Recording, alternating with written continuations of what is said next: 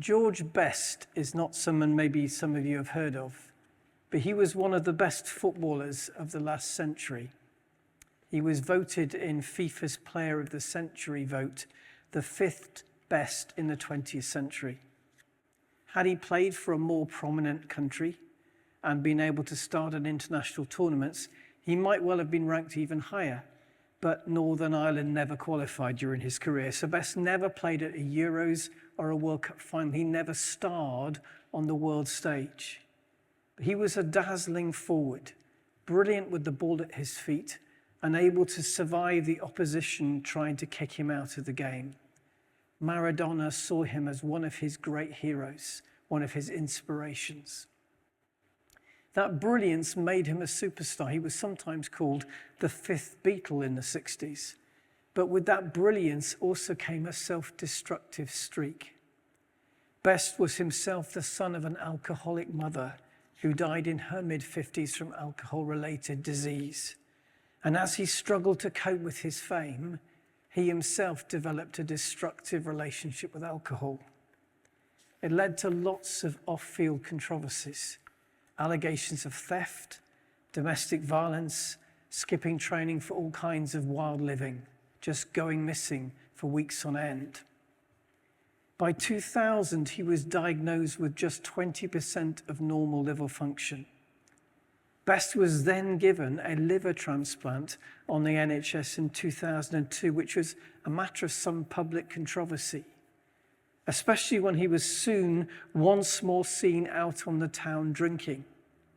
He died just over 3 years after the liver transplant, having never ceased to stop drinking alcohol. Why do I begin with this story? Simply because I sat with a friend of mine this week who's not a member of Highfield and listened to how she's doing. Her husband is an alcoholic. He has to stop drinking.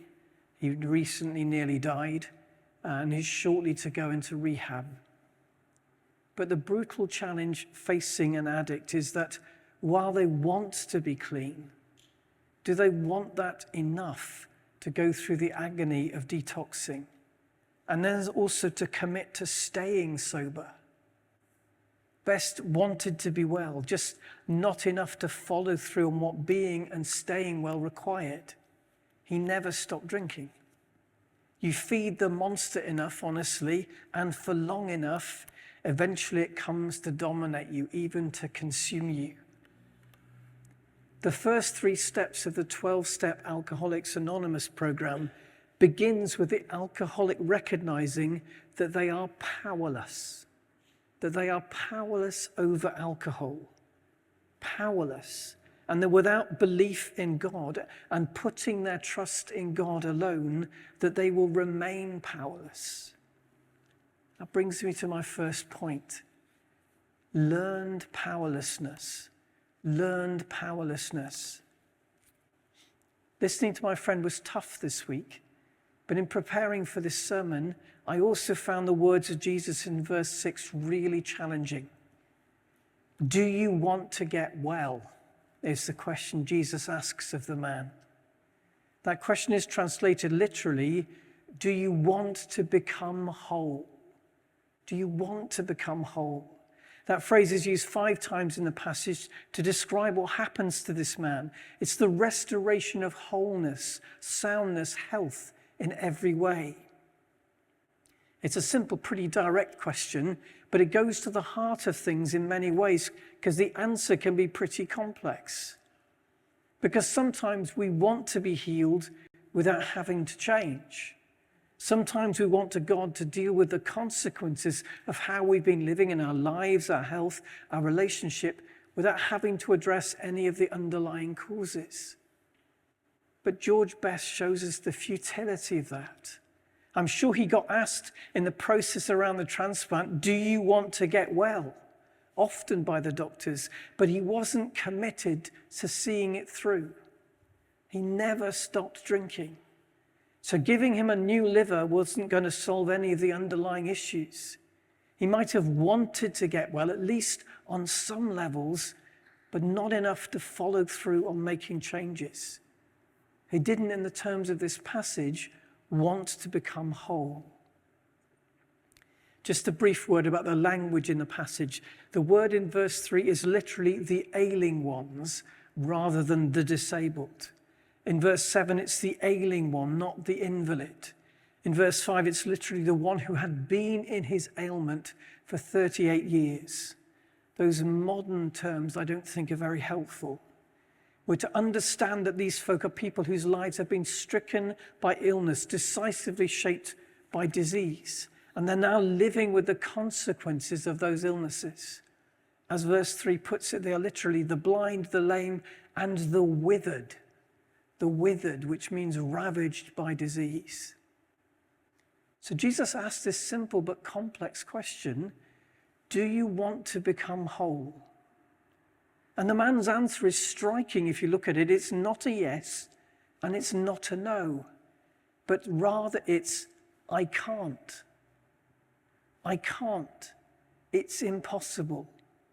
It's an expression of learned powerlessness. Verse 7, "Sir, I have no one to help me into the pool when the water stirred. While I'm trying to get in, someone else goes down ahead of me." The belief was that God would periodically send an angel to stir the waters, and that when the waters were stirred, healing could take place for the first one into those waters. Putting aside the question of how anyone thought that was okay theologically, as this sounds like some rather arbitrary spiritual game show, the point I want to make is this man believes that he cannot. He cannot. He can't get there quickly enough, so it is impossible. He has learned to be powerless. He cannot compete in this grotesque spiritual game show. So his answer to the question, do you want to become whole, is simply, I cannot. Not yes, not no, but I am helpless. I am powerless. Therefore, I cannot. Second point, the power of partnership with the Father. The power of partnership with the Father. Before Jesus spoke to him, I think the Father had already drawn his attention to the man. I think we need to understand Jesus' later comments in verse 19 about how he only does what he sees the Father doing as addressing what happens here at the pool of Bethesda. At the pool, Jesus sees what the Father is wanting to do, and he steps into what the Father's showing him. So Jesus had asked, I think, and learned that the man had been stricken by illness for no fewer than 38 years. So we completely get why he's feeling hopeless and powerless. That's why Jesus' next words are spoken to the man's will, not to his body. Jesus speaks not to the sickness in the body, but to the I cannot in the man's mind and heart. Verse 8, then Jesus said to him, "Get up, pick up your mat and walk." Get up is in the Greek is a simple one word. It's a simple imperative. It is rise. Healing will not come without this man accepting that he is not powerless. He is told to rise, not to focus on all the reasons why it cannot happen, but to focus on the simple command to obey. He is to rise. The first word is spoken to the will, not to the body. Not just rise, but also pick up the symbol of his desperation, stick it under his arm and walk. And in response to Jesus, rise in response to Jesus' word of command and walk in obedience, because walk is very often used as a metaphor for what it means to be a disciple. He is to rise in obedience and he is to walk. As he rises, verse 9, we're told he is at once made whole, the same word again. Picking up his mat, he walks in obedience. This is the power of partnership with the Father. Jesus sees what the Father is doing and steps into that. But remember the 12 steps. The first 3 are accepting that we are powerless without God's help, and then entrusting ourselves to God's care. That's where healing begins, Alcoholics Anonymous teaches, for the one imprisoned by alcohol. This is the power of partnership with the Father. It means that we can rise. Third point, the power of the religious spirit, the power of the religious spirit. The word religion in English comes from a Latin word which means to be bound. To be bound. It's often better to think of Christian faith not as a religion, but as a faith, as an expression of our belief that we walk out. The man is leaving, I guess, to carry his mat home, probably in a bit of a daze, if we're honest, wondering if he's dreaming, getting used to the unfamiliar sensations of being whole, of moving easily after 38 years of illness. But on his way to the entrance, he's challenged by Jewish religious leaders. They demand to know how he dares to break the Sabbath by carrying his mat. It's a pretty miserable reaction, is it not, to someone being made whole following years of illness? To lay into him for breaking the law, no joy, no thanksgiving, no delight in what God has done, just a public shaming for daring to break the law. Jesus had slipped back into the crowd, so the man has no idea who he was. He has no idea who made him whole. And when they challenge him, that's all he can say. The one who made me whole told me to carry my mat, to carry it because I no longer need it. You can hear his desperation. How did I get to be in the wrong when I've just been made whole? The religious leaders can't see, won't see, how God's glory has been demonstrated in this healing. They're only able to see what seems to them like sin in this man rising and being made whole. They're unable to recognize what God has done because it just doesn't fit with their understanding of how things should be. But as Jesus insists in verses 19 to 20, he has only done what he saw the Father doing, which means, of course, he can only heal on the Sabbath because the Father is willing to heal on the Sabbath. That means, of course, in the terms of the Jewish religious leaders, Almighty God is himself a Sabbath breaker. Such is the power of the religious spirit. They are unable and unwilling to rejoice in an extraordinary healing, an extraordinary work of God. They're unable and unwilling to see God's glory revealed in it. And they're unable and unwilling to accept that God is doing a new thing. They are offended by the grace and compassion God has shown this man. They would rather the man had stayed broken and have him made whole on the Sabbath. Rather than allowing him to rejoice in being made whole after 38 years, they have made him afraid that he has been made whole. Jesus seeks him out quietly in the temple. He begins by reassuring him in verse 14 that he has indeed been made whole, just in case he was wobbling about whether being made whole was actually okay, was actually something that God wanted. But he also then challenges him to live differently. In passing, I don't think verse 14 means that we have to see any particular illness or disease as a consequence of sin. Though in some cases, as with the alcoholism of George Best, we can trace the disease to choices made along the way. Rather, I think we should see disease and illness as a consequence of the fall, as a consequence of sin in the most general sense, introduced into the world through human choices going all the way back to Adam. But the man isn't reassured, or not completely. Such is the power of the religious spirit that this man who has been made whole, newly whole by Jesus, runs to the religious authorities and shops Jesus to them as the one who'd healed him. He runs to the religious police and dobs Jesus in. Such is the power of the religious spirit that it makes us unwilling and unable to rejoice in the signs of God's presence, to rejoice in anything that doesn't match our sense of how God should act. It gets offended by grace being at work. What does this mean for us today?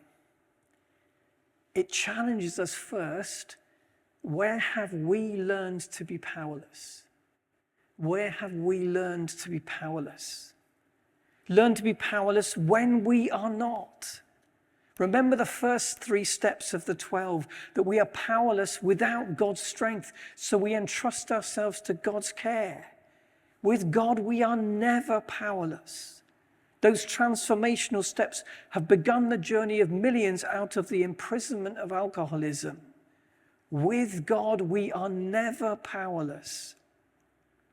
Passage shows us the power of partnership with God. In a place filled with despair and hopelessness, Jesus saw what the Father was doing. In a place filled with powerlessness, Jesus spoke to the man's will and told him to rise. Where have we learned to be powerless, to be helpless, to be hopeless? Know this evening that that is a choice we are making. Even someone as powerless as an alcoholic, as trapped as an alcoholic, can choose to become powerful through partnership with God. So why would we not choose the same? Wherever you are bound, in whatever way you are bound, you are not powerless because you know the Father. If you know the Father, He is always in your corner. Therefore, you are never powerless with Him. So don't choose any longer to be bound. Don't choose any longer to be powerless or hopeless. Jesus says to you, rise. Rise. Be made whole and walk it out. Challenge us second. Where has religion imprisoned us rather than the kingdom empowered us?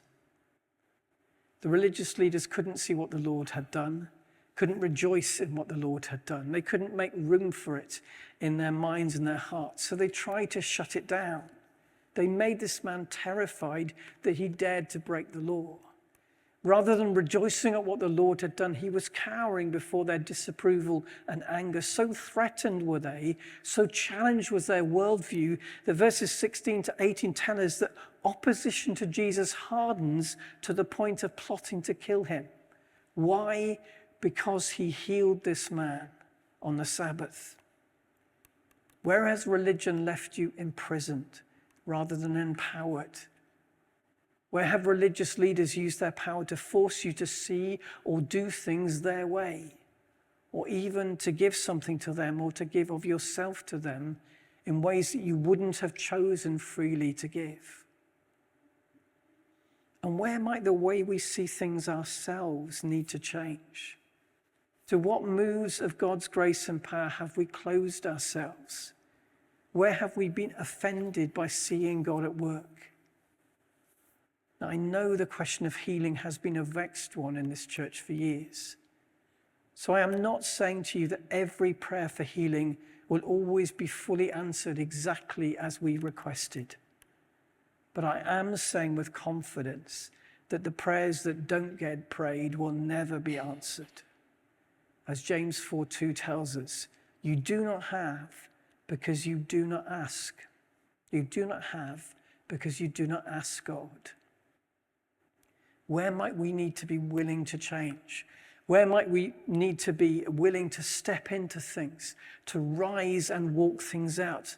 Where has religion imprisoned us rather than the kingdom empowered us?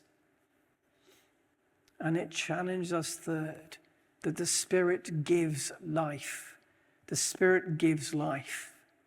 As verse 21 tells us, for just as the Father raises the dead and gives them life, even so the Son gives life to whom he is pleased to give it. The Son gives life. That is his purpose, that is his will, that is his delight, to make people whole who come to him. We have to say it. This is his pleasure. Jesus takes delight in making people whole. Whether that's in our relationships, Jesus takes delight in making people whole. Whether that's in our bodies, our minds, our spirits, Jesus takes delight in making people whole. whether that's in our work or in our memories, whether it's in our parenting or our leisure. Jesus takes delight in making people whole, whether that's in our mistakes, our disappointments, our failures. Jesus takes delight in making people whole. He is pleased to give life to those who seek it. So where are we needing renewed life? Where are we needing to be made whole? Jesus says to us, as he says in verse 6, do you want to be made whole? Can we move beyond learned powerlessness? Move beyond all of our I cannots? Move beyond learned hopelessness and helplessness and embrace that partnership with the Father that transforms. Embrace it and hear Jesus' word to our wills to rise. The Son gives life. The Son gives life. Jesus is the same yesterday and today and forevermore. That means that the Son gives life even here tonight. The Son gives life even to you and to me, to us together. That includes to many we've yet to meet. The Son gives life. This is his delight. This is what he came to do, not just salvation forever in heaven, although that's precious, of course it is. But he came also to bring life, to bring transformation, to bring healing. The Son gives life. Will we believe that that is his heart and purpose, to give life even to us? How will we receive it? Will we rise and obey?